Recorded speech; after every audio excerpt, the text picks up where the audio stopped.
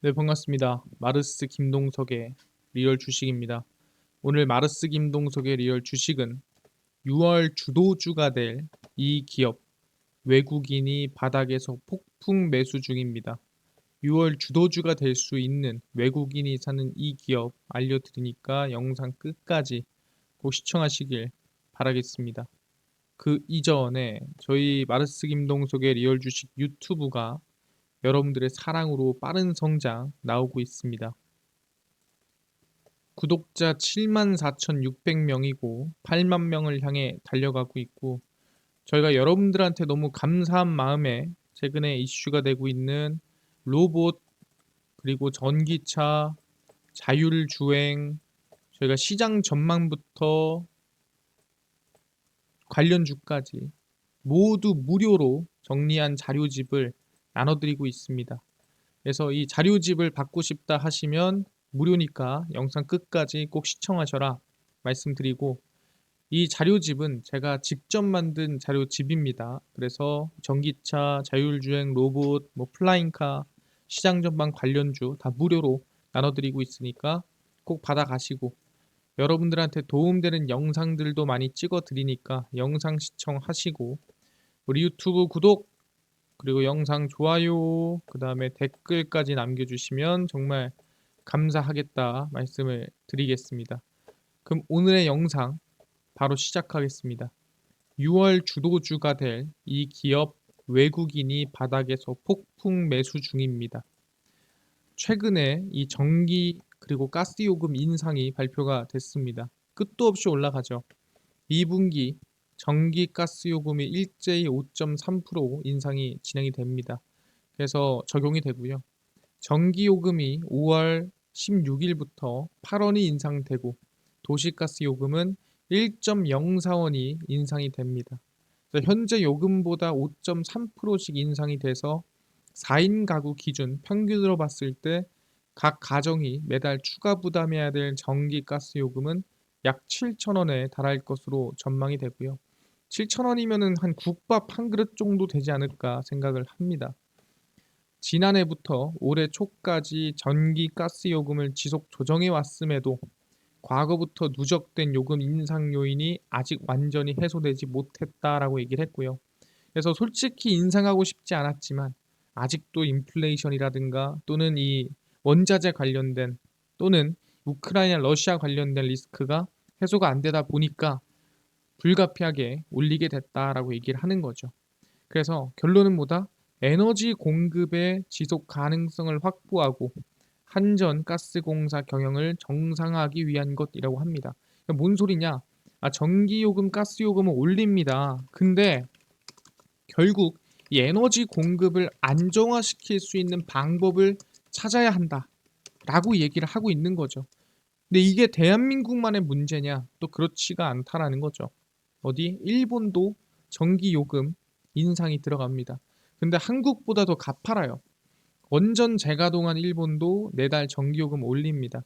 일본이 6월 가정용 전기요금을 인상하며 우크라이나 정쟁 등으로 에너지 가격 급등, 물가 현실 반영 조치입니다.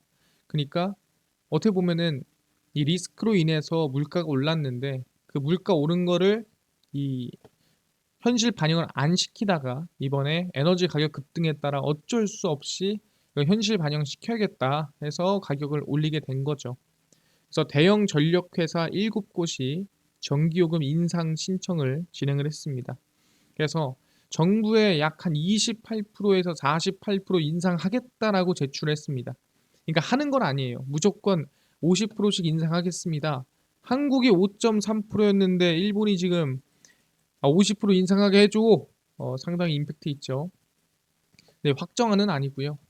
전력 회사들은 일본 정부가 제시한 14%에서 약 42%, 어중간하게 있겠죠. 뭐 한 42%까지 인상 안 되더라도 한 2, 30%는 되지 않을까 전망이 되고, 이 인상안을 바탕으로 최종 인상률을 조정해 정부 승인을 받을 계획입니다.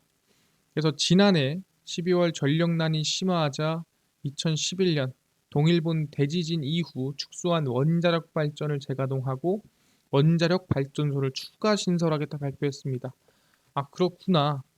지금 일본도 어떻게 보면은 전기 요금이 인상이 된다라는 거죠. 일본은 뭐라 그랬어요? 지금 이 전기 안정화를 시키기 위해서 하는 방법이 이거밖에 없다. 뭐다? 원전, 원자력 에너지밖에 없습니다라고 지금 어떻게 보면은 얘기를 하는 겁니다. 그러다 보니까 2011년에 동일본 대지진으로 리스크가 터졌음에도 원전으로 회귀하는 모습을 보여주고 있는 거죠. 그렇다면은 대한민국도 원전의 진심일까요? 원전이 정답일까요? 라고 물어본다 한다면 정답이라는 거죠. 왜? 신한울 3, 4호기 제작에 착수가 이번에 들어갔습니다. 그러니까 다시 원전을 만들기 시작하는 거죠. 두산 신한울 3, 4호 핵심 기기 제작에 착수에 들어갔습니다. 그래서 원전 생태계가 완전히 부활했다라고 이번에 언급이 나오고 있고요. 두산 에너빌리티가 2017년 이후 6년 만에 신한울 3, 4호기 주기기 제작에 본격 착수가 들어갔습니다. 신한울 3, 4호기는 경북 울진군에 1400메가와트급 원전 2기를 짓는 사업으로 2017년 10월에 중단이 됐는데 6년 만에 다시 진행이 되는 겁니다. 정부는 이번 신한울 3, 4호기 주기기 제작 착수식에 대해 원전 생태계 완전한 정상궤도 진입, 그러니까 원전을 완전히 다시 시작하는 겁니다 라고 얘기를 하는 거죠. 그래서 신한울 3호기는 2032년, 4호기는 2033년 완공을 목표로 합니다. 그 뜻은 뭐다? 10년 동안 뭔가는 계속 만들 것이다. 10년 동안 계속 수주가 계속 진행될 것이다 라고 볼 수가 있는 거죠. 아, 근데요. 지금 뭐 신한울 3, 4호기 이거 하나 가지고 얘기하는 겁니까? 그렇지가 않죠. 두산 에너빌리티는 이미 공급 계약을 진행을 했습니다.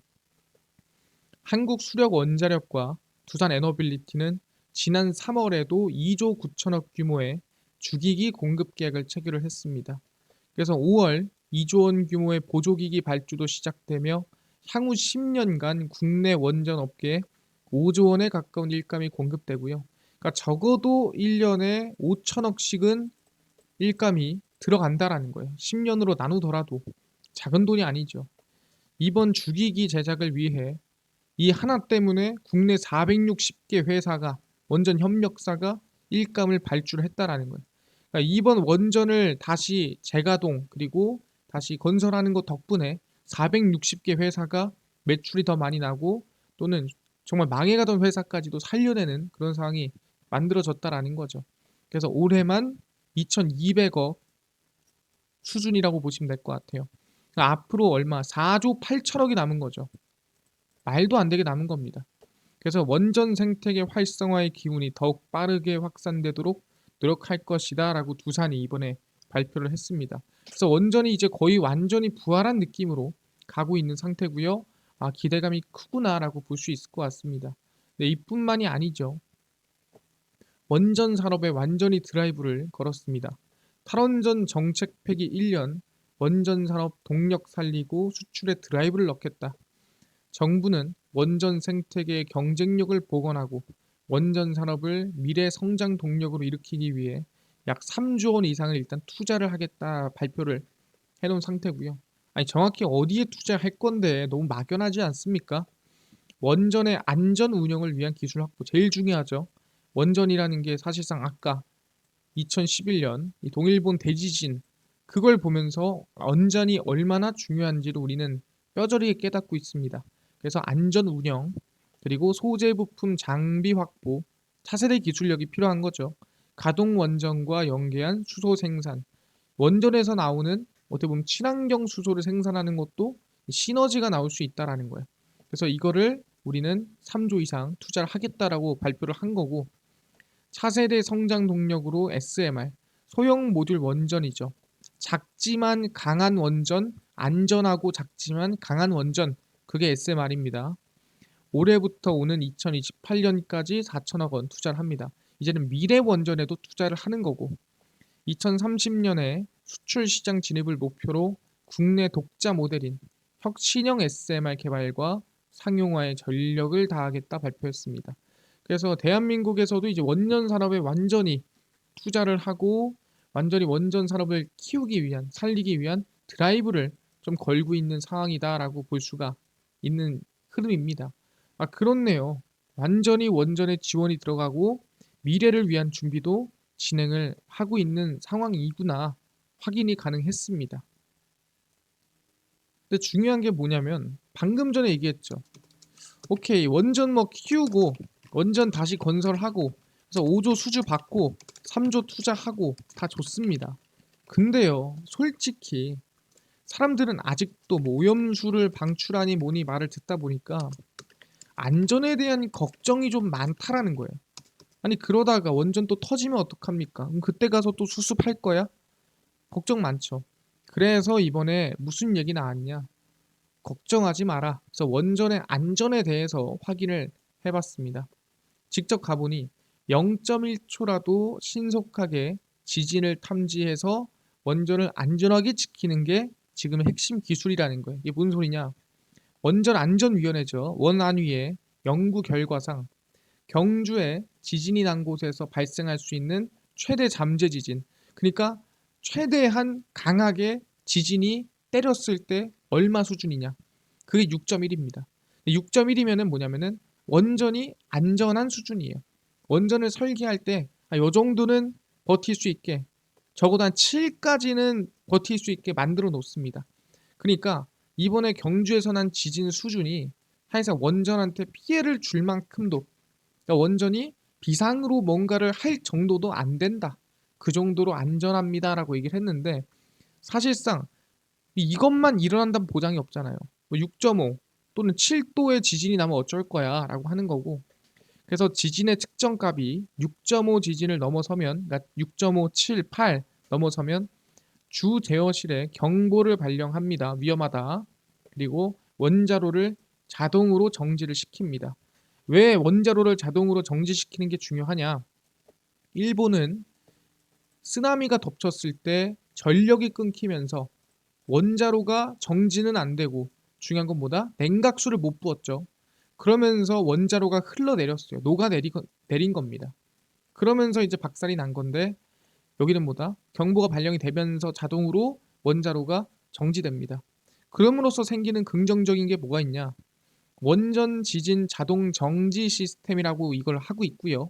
이 원전 지진 자동 정지 시스템은 핵분열 연쇄 반응을 서서히 정지시켜 노심이 녹아내리거나 방사능 유출되는 등 대형 사고 방지, 그러니까 2011년 같은 후쿠시마 원전 같은 일이 일어나지 않습니다라고 얘기를 하는 거죠. 그래서 지진 집중 감시 구역의 지진 탐지 시간이 기존 3.4초, 그러니까 지진이 빵 일어나면 3.4초 만에 경보 발령하고 원자로 정지되는 거예요. 근데 이거를 절반 이하로 줄여서 1.4초로 줄어들 것으로 전망이 됩니다. 그러니까 지진이 팍 일어나면은 1.4초 만에 1, 그러면은 경보 발령 정지 들어가는 거죠. 1.4초만 하더라도 사실상 문제가 생길 만한 일은 일어나지 않을 것으로 전망이 된다라는 거예요. 그러니까 그만큼 대한민국의 원전이 안전합니다. 그러다 보니까 과거에 있었던 뭐 체르노빌, 후쿠시마 같은 사건이 일어나지 않을 가능성이 매우 높다. 그만큼 기술력이 올라온 거고 그만큼 대한민국 원전이 안전하다라고 볼 수가 있는 겁니다. 여기까지 확인이 됐습니다. 원전 안전하네요. 근데 중요한 게 뭐냐 한다면은 지금 일본이랑 뭐 한국이랑 뭐 이렇게 원전 열심히 한다고 의미 있습니까? 전 세계가 관심을 가져줘야 좀 이슈가 되는 거 아닙니까? 라고 물어보는데 이번에 유럽도 모였죠. 모여서 무슨 얘기했습니까? 원전 추진하자라고 모인 거예요. 유럽 내 친원전국 16개국이 모였습니다. 그래서 탈탄소를 달성할 가장 저렴한 방법이다. 그러니까 아무리 다른 걸 한다고 한들 우리가 탈탄소를 달성할 수는 없을 것 같고, 진짜 달성을 할 건데 제일 싼 방법이 뭐냐? 그게 바로 원전이더라 얘기를 하는 겁니다. 유럽의 친원자력 국가들이 장관 회의를 소집해 원자력을 사용하는 것이 유럽을 저탄소 경제로 전환하는 것이라는 주장을 발표를 했습니다. 그래서 이날 채택된 선언문에 따르면 2050년까지 소형 대형 원자로를 30에서 45개를 추가로 건설하는 겁니다. 지금 있는 거에서 3, 40개를 채우자가 아니라 추가로 30에서 45개를 건설하자. 그래서 유럽연합 내 원전 용량을 100기가와트에서 150기가와트로 50% 이상 증가를 시키자라고 얘기가 나온 상태고요. 45만 개 이상의 이 원전만 만들어도 일자리가 창출이 되고 유럽 내 GDP도 약 134조 이상 늘어날 것이다. 그러니까 원전을 늘리면 얼마나 좋습니까? 우리가 이 탈탄소도 할 수 있고 거기에 일자리도 늘리고 GDP도 올라갑니다. 이만큼 좋은 게 있어요? 물어보는 겁니다. 그래서 원자력 에너지는 이산화탄소 없이 충분한 에너지를 제공할 수 있으며 탈탄소화를 달성할 수 있는 저렴한 방법이다. 그러니까 사실상 유일한 방법이다라고 한다면 신뢰도가 없었겠죠. 하지만 유일한 방법이 아니다 보다 가장 저렴하다. 이거에 뭐 만드는데 몇 조 든다 하지만 오히려 몇 조 드는 게 제일 쌀 수 있다라는 거예요. 다른데 200조 몇백 조 들어갈 바에야 원전 지어서 에너지를 진짜로 이 친환경으로 모두 바꾸는 게 더 이득일 수도 있다라고 얘기를 하는 겁니다. 아, 그렇네요. 유럽도 진심을 다하는구나. 근데 중요한 게 뭡니까? 오케이. 그럼 유럽도 원전 짓네요. 40개에서 뭐 30개 뭐 짓는다고 합니다. 근데 중요한 게 뭐냐 한다면은 아니 뭐 한국에 짓고 일본에 짓고 유럽에 짓고 중요하지만 한국 땅이 적지 않습니까? 결국에는 수출을 하는 게 결국에는 더 이득인 것 같은데 그럼 수출은 이제 끝났나요? 라고 물어볼 수 있겠죠. 아니죠. 최선을 다해서 세일즈를 하고 있습니다. 이번에도 인도네시아와 원전 협력을 어떻게 보면 추진하고 있는 방향이고요. 정부 잠재 고객 인도네시아의 원전 산업 협력 제안입니다. 그러니까 사실상 왜 잠재 고객이냐? 그냥 관심도 없는데 한번 해보자 이게 아닙니다. 원래부터 관심이 있었어요. 정부가 대표 국정과제인 원전 10기 수출 관련해서 원전 도입을 추진 중인 인도네시아의 원전 산업 협력 강화 방안을 제안을 합니다. 원래 인도네시아는 탄소 중립 달성을 위해 2039년까지, 그러니까 지금부터 약 26년 동안 상업용 원전을 짓겠다라는 계획을 밝혔습니다. 상당히 기대감이 크죠. 그래서 5월 14일에서 17일 진행되는 양국 고위급 협의에서 탄소 중립 및 기후변화 공동 대응을 위한 온실가스 감축 등을 논의를 합니다. 근데 이거를 하자 보니 아까 전에 얘기했죠. 유럽에서도 가장 저렴한 방법이 원전이더라. 그럼 뭐겠습니까? 인도네시아에서도 가장 저렴한 방법이 원전일 가능성이 높다라는 거예요. 근데 굳이 인도네시아가 한국 거에 관심 가질 이유가 있습니까? 없는 것 같은데요. 인도네시아는 이미 2019년에 한국형 원전 도입 가능성을 검토하기 위해 한국에 사절단을 파견한 적이 있습니다. 그러니까 한국이 꼬드기는 게 아니라 인도네시아가 먼저 관심을 표출했다는 소리입니다. 그러다 보니까 충분히 인도네시아도 잠재 고객이고 앞으로 원전 수출을 위한 준비, 기대감 또는 충분한 이 세일즈가 지속될 거라는 전망이 있다라는 거죠. 알겠습니다. 지금 보니까 충분히 원전에 대한 기대감이 있네요.